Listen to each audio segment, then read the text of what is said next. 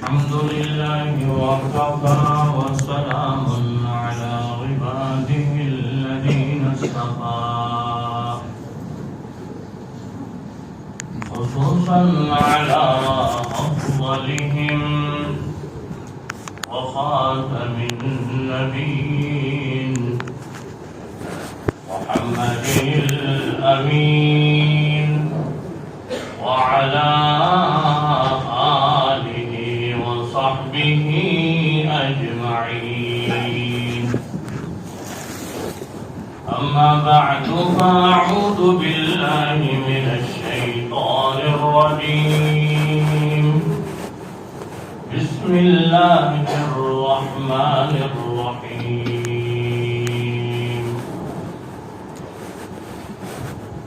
إذا زلزلت الأرض زلزالها وأخرجت الأرض أثقالها وقال الإنسان ما لها. صدق الله المولانا العظيم. عزیز بزرگوں اور دوستوں،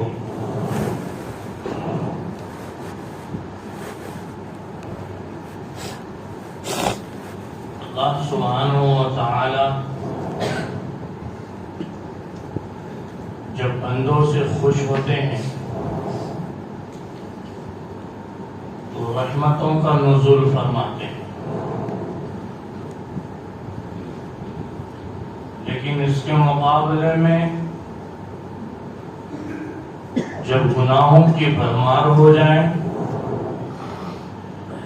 نیکیاں کمزور پڑ جائیں، انسانیت اور اخلاقیات برباد ہو جائیں، دلوں سے روحانیت ختم ہو جائے اور اللہ سبحانہ و تعالی کا وجود ہے لیکن دلوں سے ختم ہو جائے، تو اللہ تبارک و تعالی مختلف زمانوں میں مختلف طریقوں سے مختلف عذاب کے نازل کرنے سے اپنا ناراضگی کا اظہار کرتے ہیں۔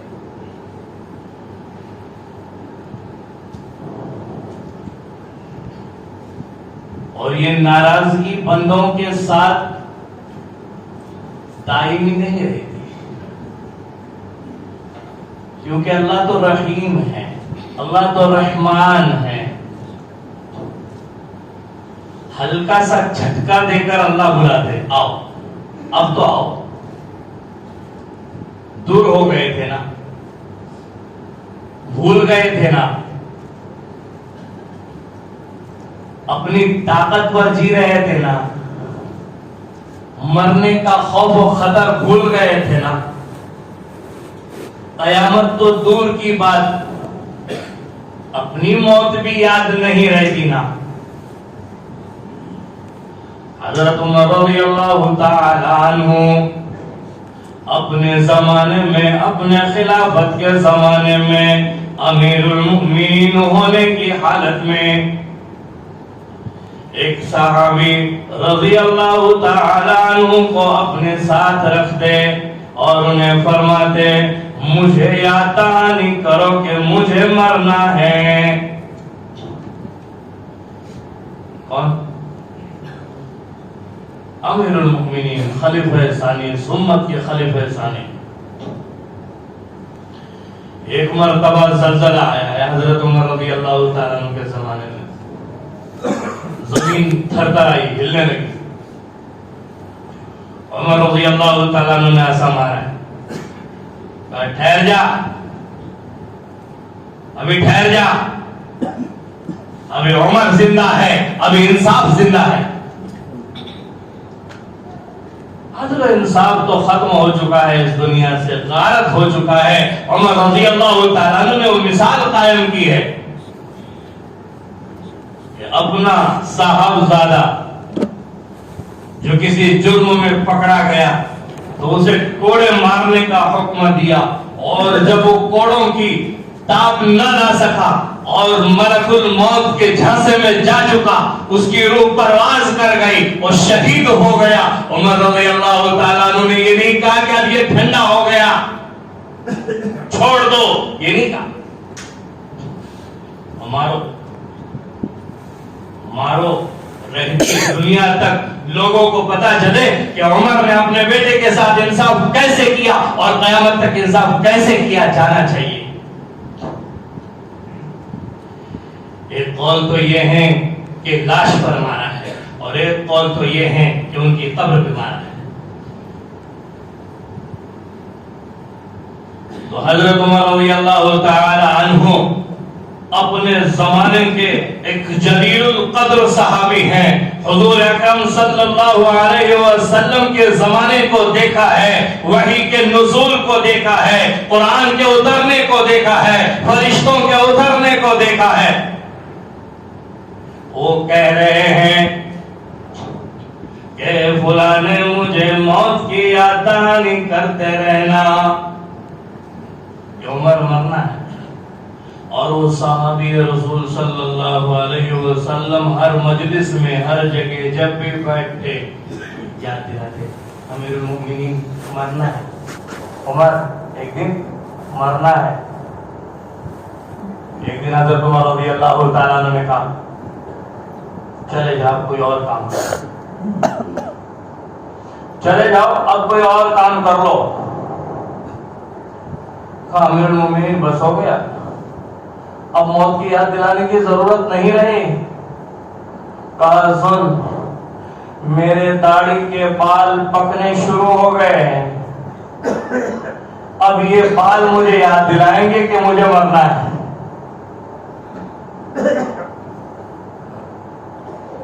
تو آج کے زمانوں میں ہلکا سا اللہ کا جھٹکا یہ ہمیں اپنی موت یاد دلانے کے لیے آتا ہے، اللہ سے قریب کرنے کے لیے آتا ہے۔ اللہ تبارک و تعالی جب کسی بندے سے ناراض ہو جاتے ہیں، جب کسی حکومت سے ناراض ہو جاتے ہیں، ہم آپ تو یہ کہتے ہیں کہ ترکی کے اندر اردوغان صاحب جو ہیں وہ ہر طرح سے اسلام کو پھیلانے کی کوشش کر رہے ہیں، ظاہر ہمیں پتا ہے، باطن تو اللہ کے حوالے۔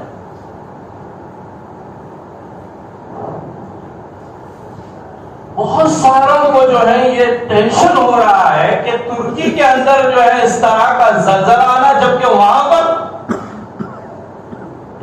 اسلامی عقائد اور اسلامی احکام کو ماننے والے لوگ رہتے ہیں۔ لیکن یاد رکھو، اس بنی اسرائیل کے قصے کو ذرا یاد کر لیتے ہیں۔ کہا فرشتوں جاؤ اس بستی کو الٹ دو، اللہ وہاں تو تیرا برکشیدہ بندہ ہے، بہت بڑا قطب ابدال ہے، جب پہلے اسے مارو، اسے بنا کرو۔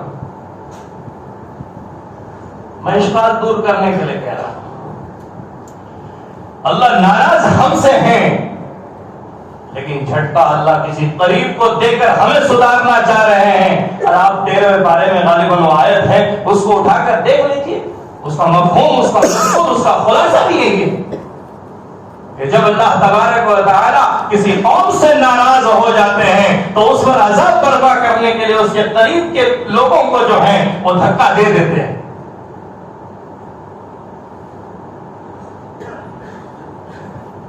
بڑا رشک آیا ہے، ہمیں آنا بھی چاہیے۔ انسانیت یا اپنائیت یا قلب و جگر اس بات کو ضرور مانتا ہے، لیکن ہمیں آپ کو کیا کرنا چاہیے؟ اب سائنسدان جو ہیں اس طرح کے میسیجز چھوڑ رہے ہیں کہ ہندوستان اور پاکستان کے اندر 48 سے 72 گھنٹوں کے اندر زلزلوں کے شدید جھٹکے معلوم ہونے والے ہیں۔ تھوڑی سی ہوا تو اکھڑی ہے سننے والوں کی۔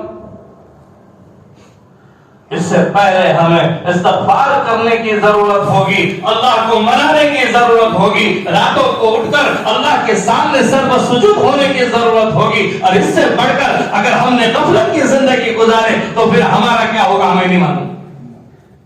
بس اللہ یہ حفاظت فرمائے۔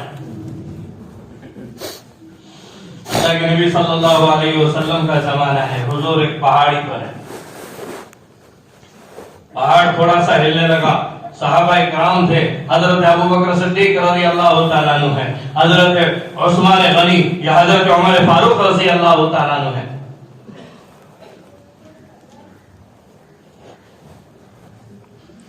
کہا رک جا، تجھے نہیں معلوم ابھی تیرے سینے پر اس نبی کے ساتھ صدیق بھی ہے اور 2 شہداء بھی ہیں، ٹھہر جا، ابھی ٹھہر جا۔ ہم نے اپنے طالب علم کے زمانے میں ایک کسی بڑے اللہ والے گجرات کے رہنے والے جنہوں نے اپنی عمر میں 54 سال تک بخاری شریف کا درس دیا ہے، ہم نے سنا ہے واقعہ، دیکھا نہیں ہے، کہ جب وہاں سیلاب آیا تھا تو اس بزرگ نے اپنا مسواک لیا ہے اور اس سے دائرہ بنایا ہے اپنے اطراف میں، گھر کے اطراف میں، اور لوگوں سے کہا ہے مجھے اللہ کی ذات پہ یقین ہے کہ پانی یہاں تک نہیں آئے گا۔ جنہوں نے دیکھا ہے وہ خود کہتے ہیں کہ ہم نے دیکھا اطراف میں پانی ہے لیکن اس مکان پہ پانی نہیں ہے۔ یہ ہیں اللہ والے، یہ ہیں اسلام کے شہسوار جو اتنا یقین رکھتے ہیں کہ جب اللہ سبحانہ و تعالیٰ کے سامنے ہماری بات پہنچ جائے تو اللہ اس کو جو ہے وہ قبول کر لے، پسند کر لے۔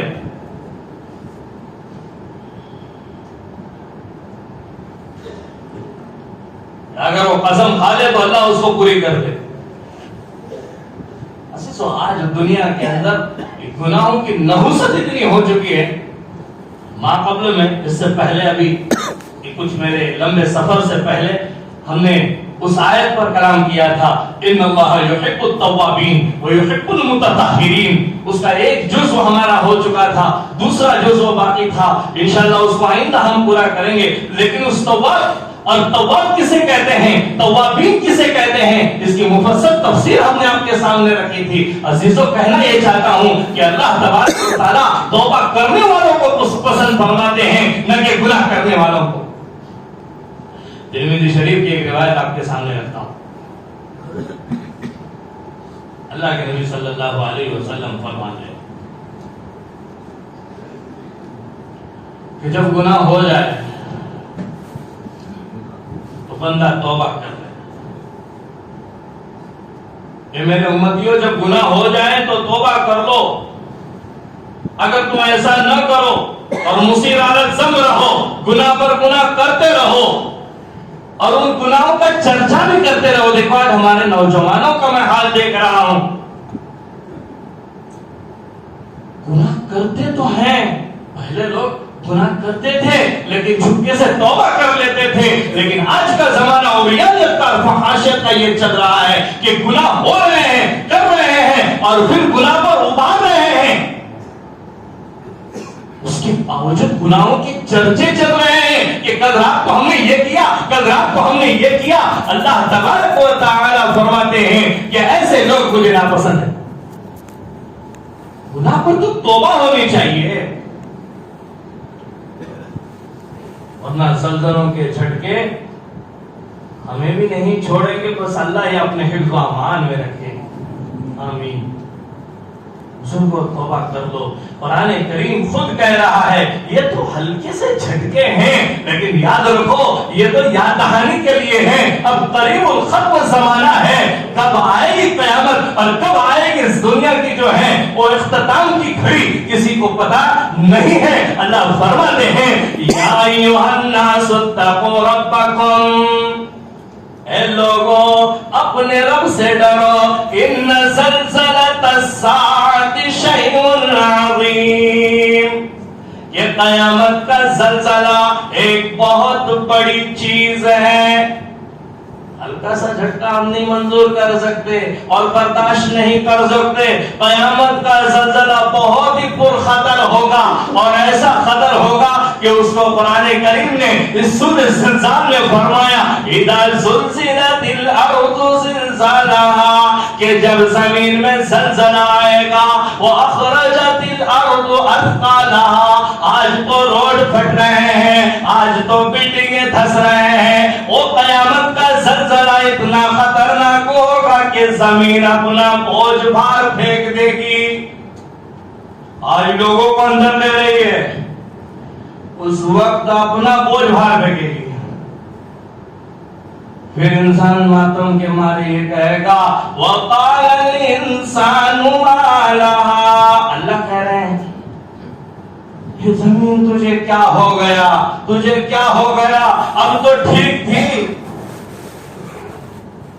لیکن اس دن کیا ہوگا؟ يَوْمَئِذٍ تُحَدِّثُ أَخْبَارَهَا،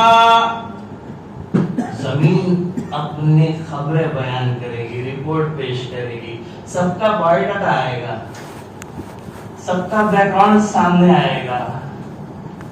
میں رہوں، آپ رہے، پوری دنیا کا کوئی بھی شہنشاہ رہے، کوئی بڑا سے بڑا اللہ والا رہے، سب کے نام اعمال ظاہر ہو جائیں گے. کون نیک ہے، کون گنہگار ہے، کون فاسق ہے، کون مجرم ہے، کون اللہ کا مقرب ہے، اور کون جو ہے اللہ تبارک و تعالیٰ کا چہیتا ہے، کون متقی ہے، کون پرہیزگار ہے، کون باوضو رہنے والا تھا، کون نمازوں کا اہتمام کرنے والا تھا، کون چپکے سے صدقہ زکات دینے والا تھا، کون راتوں میں اٹھ کر اللہ کو منانے والا تھا.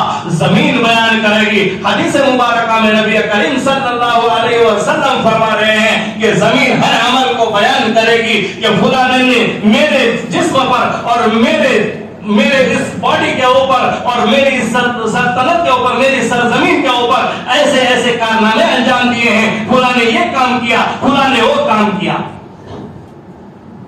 اسی پر بس نہیں ہوگا، پھر وہ ایک مرحلہ آئے گا. بس 1 منٹ کے اندر انشاءاللہ بات ختم کرنے کی کوشش کرتا ہوں کہ پھر وہ مرحلہ آئے گا کہ اب زمین تو بولنا چھپ ہو گئی، میدان محشر قائم ہوگا اور پھر منہ کو لگیں گے تالے. اب بولیں گے ہمارے ہاتھ پاؤں بولیں گے. قرآن کریم نے اس کو بھی ذکر کیا ہے. اللہ کہتے ہیں ہم ان کے منہ پر تالے لگا دیں گے. زمین بولنا بند ہو گئی، اب تمہارے منہ سے بھی کوئی آواز نہیں آئے گی. اب بولیں گے تمہارے کرتوت اور تمہارے ہاتھ پاؤں اور تمہارے جو ہے جسم کے اعضاء بولیں گے.